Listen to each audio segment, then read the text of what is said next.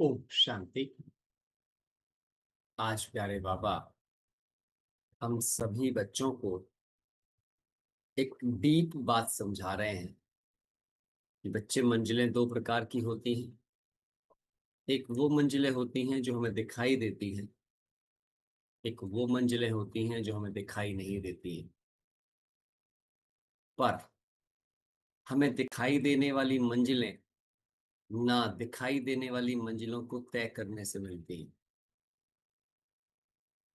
कल शाम भी जब हम बात कर रहे थे, उस बात के पीछे भी कहीं ना कहीं यही एक मकसद था। किसी ने किया अपनी लाइफ अकाउंटिंग? कौन कौन करके सोया लाइफ अकाउंट?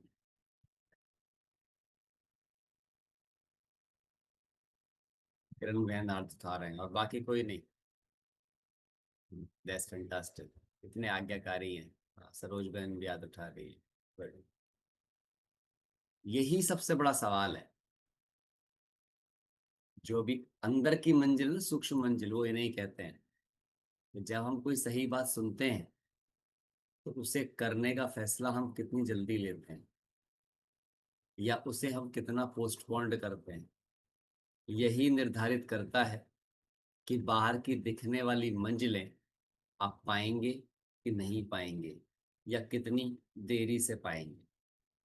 जितनी जल्दी अपनी अंदर की मंजिलें तय करेंगे उतनी ही जल्दी बाहर की मंजिलें तय कर पाएंगे। आज इन्हीं को बाबा ने मुरली में सूक्ष्म मंजिलें बताया है। क्या है वो सूक्ष्म मंजिलें? बाबा कहते हैं बाहर के तूफानों से ज्यादा महत्वपूर्ण है अंदर के तूफान। अंदर जो तूफान है, अंदर कैसे तूफान है? व्यर्थ के तूफान है, डर के तूफान है, चिंताओं के तूफान है, अवसादों अपराधों के तूफान है। वो जो अंदर में बैठी हुई चीजें हैं, हाँ, अपनी सोच के तूफान है, अपनी मान्यताओं के तूफान है। ऐसे बहुत सारे तूफान अंदर बैठे हुए हैं।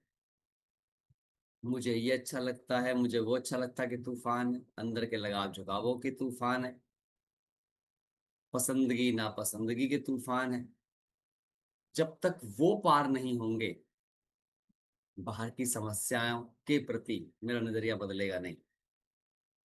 मैं हमेशा कहता हूं आपसे कि समस्या में समस्या नहीं है। समस्या तो समस्या के विषय में वो सोच है जो समस्या के विषय में वैसे सोच रही है कि समस्या है। नहीं तो प्रॉब्लम्स को आप रुकावट भी देख सकते हैं, प्रॉब्लम को आप अवसर भी देख सकते हैं, प्रॉब्लम को आप एक एग्जाम भी देख सकते हैं, और प्रॉब्लम को आप जिंदगी के लिए एक सौगात भी समझ सकते हैं। आपके परसेप्शन पर डिपेंड करता है। यही दो बातें हैं बस। बाहर की मंजिल और अंदर की मंजिल को यदि मुझे ठीक करना है तो उसके लिए मुझे क्या करना पड़ेगा? हमेशा अंदर की मंजिलों को समझना पड़ेगा, अंदर की मंजिलों को तय करना पड़ेगा, अर्थात अंदर के तूफानों को पार करने के लिए खुद को तैयार करना पड़ेगा। और बाबा इसके लिए हमेशा क्या कहते हैं, इसकी विधि क्या होती है, उन्हें पार करने का तरीका क्या होता है, उन मोहों को नष्ट करने का तरीका क्या होता है। उसके लिए दो चीजों पर बहुत गहरा काम करना पड़ता है। पहला काम, अपनी प्राप्तियों को सामने रखना। जो भी आत्मा अपनी प्राप्तियों को सामने रखती है कि मुझे क्या मिलने वाला है, क्या मिलने वाला है, वो आत्मा बहुत तेजी से इस चीज से बाहर निकलती है। जिस खाली प्राप्तियों के पता होने से नहीं, लिख लेना इस बात को, प्राप्तियों में निश्चय होने से। हमें प्राप्तियों का पता बहुतों को है, हम स्वर्ग में जाएंगे, हम देवता बनेंगे, ये पता है। बट क्या इसमें निश्चय है कि हम बनेंगे ही? और क्या ये मुझे निश्चय है कि मुझे ये चाहिए ही, या जो भी मिल जाए, जो भाग्य में होगा, जो ड्रामा में होगा, इस बात के लिए चलेगा? और बुराई की चीजों के लिए तब ड्रामा याद नहीं आता। अच्छे के लिए ड्रामा याद आ जाता है। जहां मेहनत करनी पड़ती है वहां ड्रामा याद आ जाता है। बुराई के समय पर ड्रामा याद किसी को नहीं आता। उसे तो कर लेते हैं हम, बाद में पछता के ड्रामा पूरा करते हैं। अच्छी चीज के लिए कुछ करना हो तो ड्रामा पहले आ जाता है, जी हमारे भाग्य में ही नहीं था, ड्रामा में नहीं था। हम सब ऐसे बहाने बनाना बहुत अच्छे से जानते हैं। अपने जीवन को भी उठा के देखो तो आपको आपका जीवन खुद जवाब देता है, खुद जवाब देता है कि आप कैसे हो। पर क्या होता है ना, इंसान खुद से क्यों बात नहीं करता? क्योंकि जब उसे आईना दिखेगा ना तो अपनी सूरत बड़ी बदसूरत नजर आएगी, और इसीलिए उस आईने को देखने से बचता है, डरता है। बिल्कुल ऐसी हालत होती है आध्यात्मिक लोगों की, जैसे कि बाहर की दुनिया में उस इंसान की होती है जो बीमारियों से डरता है। कहता नहीं, मैं ना टेस्ट नहीं कराता, कहीं कुछ निकल आया तो, इसलिए वो टेस्ट कराता ही नहीं, और बाद में फिर बड़ी बड़ी बीमारी निकल जाती। ऐसे ही यहाँ होते हैं लोग, अपने आप की चेतना से कभी बात ही नहीं करते। कहीं अंदर के रोग बाहर आ गए तो, अपने पश्चाताप बाहर आ गए तो, अपनी बुराइयां धरातल पे आ गई तो, फिर वो ज्यादा डराएंगी, वो गहरे पश्चातापों में ले जाएंगी, क्योंकि उसको पार करने की शक्ति अंदर में नहीं होगी। बहुत सुंदर चीजें बाबा याद दिला रहे हैं, ध्यान रखना इस बात को। आंखें खोल देने वाली चीजें हैं ये। और बाबा हमेशा क्या कहते हैं, आत्मचिंतन के बिना परमात्मा चिंतन संभव नहीं है। मैं आत्मा यथार्थ रूप से क्या हूं, कैसी हूं, क्यों हूं, इसको समझे बिना परमात्मा क्या है, क्यों है, कैसा है, ये कभी समझ में नहीं आने वाला है। मेरी स्थिति अभी कहाँ है और मेरी स्थिति को मुझे ले जाना कहाँ है, इस बात के गहन चिंतन के बिना, इस सूक्ष्म मंजिल को समझे बिना, कभी मैं इस स्थूलता में उस मंजिल को प्राप्त नहीं कर सकता जिस मंजिल को प्राप्त करना मेरा सपना है। याद रखना, जीवन में सपने दुनिया में भी उन्हीं के पूरे होते हैं जो पहले अपने अंदर की कमजोरियों को जीत लेते हैं, अर्थात अपने आलस्य को जीत लेते हैं, अपने अलवेलेपन को जीत लेते हैं, अपनी अनप्लान्ड एक्टिविटीज को प्लान्ड कर पाते हैं, जो अपने शॉर्ट टर्म प्लेजर को जीतकर लॉन्ग लाइफ हैप्पीनेस को समझ पाते हैं। पल भर की खुशी नहीं, जीवन भर की खुशी किस चीज में, जो अपनी बोरियत को हैंडल कर पाते हैं, जो अपनी बोरियत के समय पर कोई शॉर्ट टर्म तरीका नहीं अपनाते हैं, बल्कि एक सही सस्टेनेबल परमानेंट तरीका अपनाते हैं, वे ही अपनी मंजिल तक पहुंच सकते हैं, वही नर्क को पार कर सकते हैं, वही नर्क से किनारा कर सकते हैं। तो पहले प्राप्तियों का पता होना, दूसरा स्टेप स्टेप है प्राप्तियों को समझना, तीसरा स्टेप है प्राप्तियों में निश्चय हो जाना, और चौथा है प्राप्तियों को पा लेना। तो ये यात्रा भी जानने से स्टार्ट है। पहले अपनी प्राप्तियों को, क्या मैंने जाना है, क्या मैंने अपनी प्राप्तियों को समझा है, क्या मैंने मुझे अपनी प्राप्तियों में निश्चय है, और क्या मैं उन्हें पाने की ओर गहनता से बढ़ चुका हूँ। मेरे पास उसकी प्लानिंग है, मेरे पास उसकी प्रिपरेशन है, मेरे पास उसकी चुनौतियों की समझ है। ये प्रॉपर प्रोग्रामिंग चाहिए। आप सोच के तो देखो, दुनिया में लोग आजकल इन बिजनेसों को करने के लिए, अपनी नौकरियों को करने के लिए भी कितनी प्लानिंग करते हैं, अपना दिन प्लान करते हैं, अपने समय को प्लान करते हैं।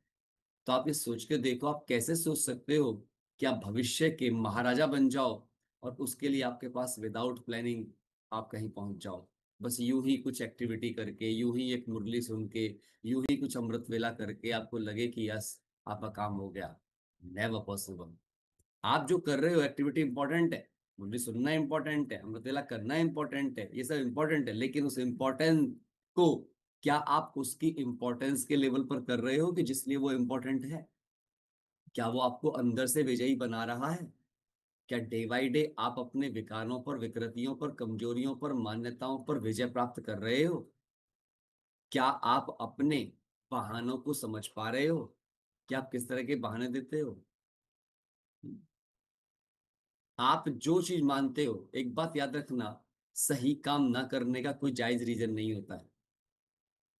क्या आपने कभी अपने आप से बात की है इस बारे में? तो बाबा कहते हैं इसीलिए अपनी प्राप्तियों को सामने रखो। दूसरी जो सबसे बड़ी बात है, कौन अपनी प्राप्तियों को आगे रख पाएगा, उसके लिए फिर क्या जरूरी है? तो सेकंड बात है, वो है गुणग्राही दृष्टि। होली हंस बनना बहुत जरूरी है, क्योंकि प्राप्तियां उसे याद रह सकती हैं जिसमें गुण देखने की आदत हो, जिसको वेस्ट को बेस्ट में बदलने की समझ हो, कि कैसे मैं अपने वेस्ट को बेस्ट में बदलूं। खाली वेस्ट को जानना इंपॉर्टेंट नहीं है, बेस्ट को जानना इंपॉर्टेंट नहीं है, उसे बदलना आना चाहिए। क्या अवगुण होते हुए दिखाई नहीं देंगे? अवगुण दिखाई देंगे, पर क्या मुझे उनके पीछे छिपे हुए गुण देखना आता है? ऊपर के धरातल के गुण तो कोई भी देख ले, स्पष्ट गुणों को तो कोई भी देख ले, असली तो वो है जो अवगुणों में छिपे हुए गुण को देख ले। मैंने अपनी लाइफ को, जब मैं कल, इसीलिए मैं आपसे लाइफ अकाउंटिंग की बात कर रहा था, कि कल मैंने ये काम करके देखा। मैंने सोचा भैया 32 साल तो पूरे हो गए, अब नया, हाँ, कल 26 तारीख को मैंने कहा अब नया जन्मदिन शुरू करने वाला हूँ, नया साल शुरू करने वाला हूँ। तो उसको शुरू करने से पहले ये तो देखूं कि इस नए साल में एंट्री करने से पहले क्या नया कर रहा हूँ। तो मैंने यही चीज अपने अंदर में जाकर के झांकी, और मुझे समझ आ गई ये वाली बात कि भाई ठीक है, जो गुण स्पष्ट दिख जाते हैं, लोगों को दिख जाते हैं, लेकिन मेरी परिस्थितियों में कौन से गुण छिपे हुए थे। मेरे से बुरा व्यवहार करने वालों का जो बुरा व्यवहार था, वो कैसे मेरे लिए गुणों का एक संदेश था। भाई सपोज किसी ने मेरे साथ बुरा व्यवहार किया, और मेरे को बड़ा खराब भी लगा उस टाइम पे, पर वो मुझे खराब लगा या वो सचमुच में मेरे लिए यूजफुल था, या उसने मुझे कुछ सही सोचने का आधार दिया। तो जब मैंने उस पर गहराई से विचार किया तो पता चला कि उस बुरे व्यवहार के कारण से ही मैं कुछ और अच्छा सोच पाया, और मैं उसकी बहुत गहरी कुछ तैयारी कर पाया। ऐसे मेरे इवेंट सामने आ गए, मेरी आंखों के सामने निकल करके। एंड आप विश्वास नहीं करोगे, तुरंत ही उन आत्माओं के प्रति मेरे दिल में बहुत रिस्पेक्ट पैदा हो गया जिन्होंने भी मेरे साथ बुरा व्यवहार किया। क्योंकि मुझे समझ में आया, अरे उसने वो व्यवहार ना किया होता तो मेरी ये वाली सोच न चलती, ये वाली सोच न चलती तो मैं ये वाला काम ना करता, ये वाला काम ना करता तो मैं ऐसा नहीं होता। इट मीन्स वो चीज, कल भी हमारे सामने एक शाम को जब हम क्लास करा रहे थे, तो उसमें डॉक्टर स्नेता ने कितनी सुंदर बात बोली। आप सोच के देखो, उन्होंने आर्ट साइड से 12th किया था, बट उनके पिताजी ने, किसी ने उनसे ये कह दिया, उनके भाई साइंस से पढ़ रहा था, बोले तुम उसे डिस्टर्ब मत करो, तुम्हें साइंस की पढ़ाई का अंदाजा भी है कितनी कठिन होती है, तुम तो आर्ट से पढ़ रहे हो, तुम्हें क्या अंदाजा आएगा, ऐसे कुछ बोल दिया उन्होंने। उन्होंने उस चीज को क्या से क्या किया, बहुत पॉजिटिव लिया, एंड उन्होंने दोबारा 12th साइंस से किया, केवल इस एक बात के लिए। अगर वो कमेंट उनको नहीं मिलता तो साइंस से वो नहीं करते। उसके बाद उन्होंने मेडिकल क्वालिफाई किया एंड सी बिकम डॉक्टर। और डॉक्टर बनने के बाद 10 साल तक एनाटॉमी के अंदर जाकर के उन्होंने फिजिकल एनाटॉमी को पढ़ाया है एज ए प्रोफेसर। आप ये सोच के देखो, एक छोटी सी घटना ने उनके जीवन में कितने बदलाव है। ऐसे हम सबके जीवन के अंदर बहुत सारे बदलाव हैं। जैसे ही आप उन बदलावों के विषय में सोचोगे कि हर उस घटना ने क्या जीवन में आपको बदलाव दिया, आपके दिल में हर घटना के प्रति प्रेम आ जाएगा, हर उस इंसान के प्रति प्रेम और क्षमा का भाव आ जाएगा जिसने आपको योग्य बनाया है। हाँ कि ना? ये बहुत सुंदर बात है, और यही हमें बनाएगी क्या? विकारियों के बीच में रहकर निर्विकारी हंस, जो आज बाबा का संदेश है। रहे हम विकारियों के बीच में। अब क्या इससे जो जो बुरा व्यवहार करने वाले थे, क्या कमेंट करने वाले थे, क्या वो अपना कमेंट करना बंद कर देंगे? नहीं, वो करते जाएंगे, और वो हम जैसों को निर्विकारी हंस बनाते जाएंगे। क्योंकि राम को बनाने के लिए रावण चाहिए, पांडवों को बनाने के लिए कौरव चाहिए, कृष्ण को बनाने के लिए कंस चाहिए, मोहनदास करमचंद गांधी को महात्मा गांधी बनाने के लिए अंग्रेज चाहिए, महाराणा प्रताप को महाराणा प्रताप बनाने के लिए, शिवाजी को शिवाजी बनाने के लिए मुगल चाहिए। महत्वपूर्ण है ये बात।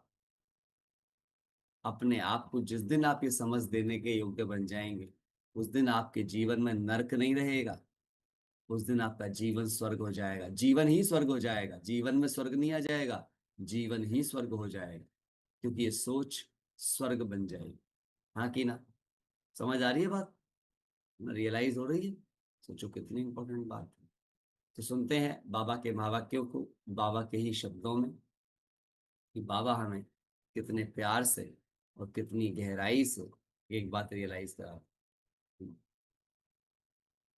बाबा कहते हैं, मीठे बच्चे, तुम्हारा मुख अभी स्वर्ग की तरफ है, तुम नरक से किनारा कर स्वर्ग की तरफ जा रहे हो, इसलिए बुद्धि का योग नरक से निकाल दो। नरक से निकालने का मतलब ही क्या है? सी बेस्ट इन वेस्ट। बुराई में। इसलिए बाहर कोई गुण दिख रहा है ये बहुत अच्छे हैं करके, लेकिन वो बहुत अच्छे आपको क्या बना रहे हैं। मैंने ये भी सोचा कल बैठ के कि जितने मेरे, जिन्हें मैं सो कॉल्ड अच्छी संगत कहता हूं, उन सो कॉल्ड अच्छी संगत की वजह से मैं क्या बना। उससे ऐसा नहीं है उससे में इंप्रूवमेंट आए, लेकिन उसके बाद जब मैंने वेस्ट में बेस्ट देखना सीखा तब मैं ज्यादा बड़ा बना, या जब मैंने केवल बेस्ट को बेस्ट देखा तब मैं ज्यादा बड़ा बना। तो मैंने समझा अपने आप को कि मैंने भावनाओं में ताकत मुझे तब आई जब मैंने बुरी संगतों में से अच्छाई उठाई, बुरी घटनाओं में से अच्छाई उठाई। उसने मुझे ज्यादा बलवान बनाया, उसने मेरा मनोबल ज्यादा बढ़ाया, रादर देन कि केवल अच्छे में अच्छा देखने से। पर हमें किन के साथ जीने की आदत पड़ जाती है? जो आराम से हमारी बात सुन लें, जो हमेशा हमारी तारीफ करें, जो हमारे काम आराम से कर दें, जो हमारे बड़े आज्ञाकारी हों, जो हमारा बिल्कुल विरोध ना करते हों, उन्हें हम बहुत प्यार बरसाते हैं। जो हमारा विरोध करते हों, जो कड़वे बोलते हों, जो हमारी बात काट देते हों, हाँ, उनके प्रति हमारे दिल में नफरत के बीज आ जाते हैं। उन्हें देख के हम डर जाते हैं, उन्हें देखकर हम चिंता में चले जाते हैं। जबकि आपको महान वही बनाएंगे। आपकी महानता इससे प्रसिद्ध नहीं होगी कि आप अच्छी स्थितियों में कैसे रहे। आपकी महानता इस बात से नहीं होगी कि आप सकारात्मक स्थितियों में क्या रहे। आपकी महानता इस बात में होगी कि आपने नकारात्मक स्थितियों को, अपनी असफलताओं को, अपने दुखों को, अपने डरों को, अपनी चिंताओं को, अपने अपराध बोधों को, दूसरों के प्रति अपने नकारात्मक भावों को कैसे जीता, इस पर डिपेंड करेगा। तो आज 27 तारीख के महावाक्यों में बाबा कहते मीठे बच्चे